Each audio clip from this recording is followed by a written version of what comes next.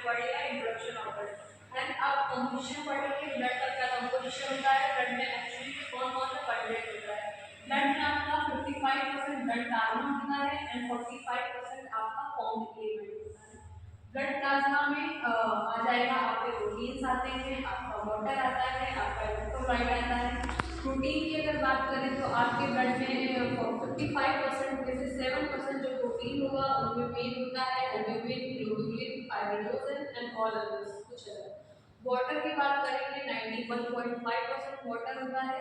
Other solute की बात करेंगे 1.5% में क्या क्या चीजें आती हैं, इलेक्ट्रोलाइट आता है, न्यूट्रिएंट आता है, गैसेस आते हैं, रेगुलेटरी सब्सटेंसेस आते हैं एंड वेस्ट प्रोडक्ट आते हैं। तभी बोला जाता है आपको कि आप पानी अच्छे से पीजिए, आप नहीं पीते हो तो ये इलेक्ट्रोलाइट की कमी हो जाती है, तभी आपको बाहर से इलेक्ट्रोलाइट देना होता है। फॉर्म एलिमेंट की बात करें दैट इज 45%, उसमें प्लेटलेट्स आते हैं, उसमें आपका आरबीसीएस आता है, उसमें आपका व्हाइट ब्लड सेल्स आता है, डब्ल्यूबीसी। प्लेटलेट तो बहुत कॉमन है, आप लोगों ने सुना होगा जब काफ़ी सारे डिजीज में प्लेटलेट्स कम हो जाती है। व्हाइट ब्लड सेल्स के कंपोजिशन की बात करें तो आपका व्हाइट ब्लड सेल्स 5 तरीके का होता है, neutrophil 60 to 70%, lymphocyte 20 to 25%, monocyte 3 to 8%, eosinophil 2 to 4%, basophil 0.5 to 1%। Now अब हम बात करेंगे रेड ब्लड सेल यानी कि आरबीसी का फुल डिटेल। आरबीसी को हम लोग इलेक्ट्रोसाइट के नाम से भी जानते हैं। एंड इस सेल में आपने यूजुअली सेल पढ़ा होगा, उसके अंदर न्यूक्लियस होता है, अदर ऑर्गेनल्स होते हैं, बट आपका आरबीसी एक ऐसा सेल है जिसमें कोई भी आपका न्यूक्लियस नहीं प्रेजेंट रहता है।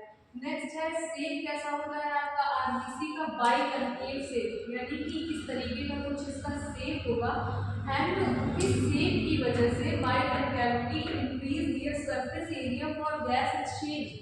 इस शेप की वजह से आपका जो भी गैस एक्सचेंज होता है यानी कि ऑक्सीजन और कार्बन डाइऑक्साइड का जो भी एक्सचेंज होगा उसके लिए आपको मैक्सिमम सरफेस एरिया मिल जाता है।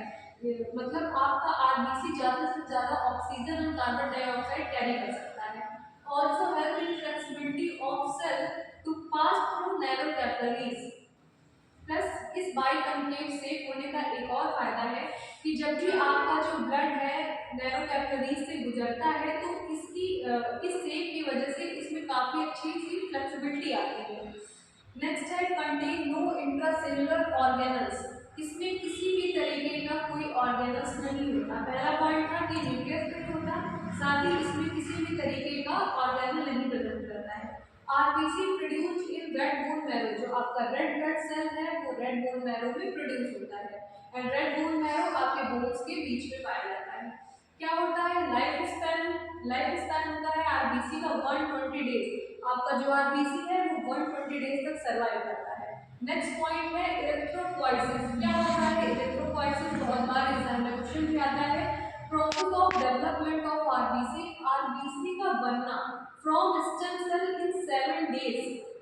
जब भी आपका आरबीसी स्टेम सेल से बनता है, process of formation of RBC is called erythropoiesis. Simple सा याद रखना कि आरबीसी के बनने की प्रोसेस को क्या बोलते हैं, इलेक्ट्रोपोइसिस। टाइम लग जाता है 7 डेज का।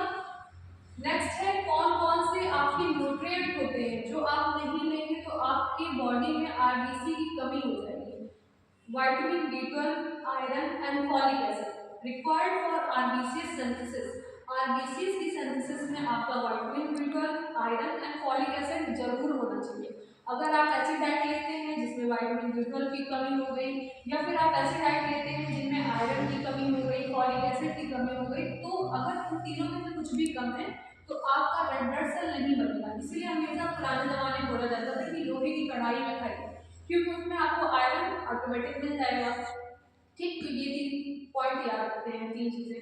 Control of erythropoiesis. अब बात है कि आपके आरबीसी के बनने के प्रोसेस को कंट्रोल कौन करता है। कंट्रोल करता है एक hormone that is erythropoietin. Erythropoietin is hormone which regulate RBC production. RBC का प्रोडक्शन जो है वो इलेक्ट्रोपोइटिन कंट्रोल करता है and it is secreted by kidney. और ये हार्मोन रिलीज कहाँ से होता है, सिक्रेट कहाँ से होता है, किडनी से। तो अब आपको पता है कि आपको अपनी किडनी का भी ध्यान रखना है, क्योंकि अगर ये इरिथ्रोपोइटिन नहीं रिलीज हुआ देन आपका आरबीसी के बनने में बहुत दिक्कत होगी। नेक्स्ट है spleen is the graveyard of RBC. Spleen को बोलते हैं ग्रेवयार्ड ऑफ आरबीसी। नाउ अब हम बात करेंगे कैरेक्टरिस्टिक ऑफ ब्लड। क्या क्या कैरेक्टरिस्टिक होते हैं आपके रेड ब्लड सेल्स के। रेड ब्लड जो आपका आरबीसी होता है रेड कलर यानी कि लाल कलर का होता है। क्यों होता है? क्योंकि उसमें एक पिगमेंट प्रेजेंट होता है colouring agent that is haemoglobin. तो हमेशा याद रखना है कि जो आपका आरबीसी है रेड कलर है क्योंकि उसमें हीमोग्लोबिन प्रेजेंट है। नेक्स्ट आरबीसी का क्या काउंट होता है? आरबीसी का आपकी बॉडी में काउंट होना चाहिए 4 to 5.5 मिलियन पर क्यूबिक एमएम ऑफ ब्लड।